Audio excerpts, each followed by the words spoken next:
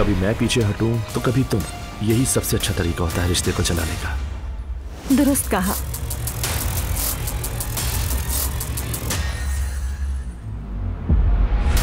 Doctor साहब कोई मसला तो नहीं है ना? कोई बुरी खबर तो नहीं है ना? बुरी खबर नहीं है, हाँ मगर एक सरप्राइज जरूर है। जुड़वा बच्चे, एक लड़की और एक लड़का। अजलान के यहाँ जुड़वा बच्चे पैदा होने वाले, एक बेटी एक बेटा।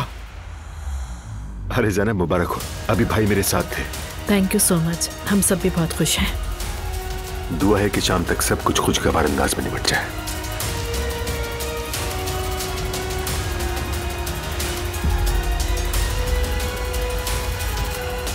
वाह मरियम खातून वाह, तो अब आपकी बेटी भी बाहर छुप छुप कर लड़कों से मुलाकातें करती है। अब मैं तुम्हारे बाप को सब बताऊंगी। ये सब क्या है? एलिफ साहिबा की तरफ से आया है। हाँ, भेज क्या है? खाला जान ने भेजा है। इतनी जल्दी भी क्या थी भिजवाने की?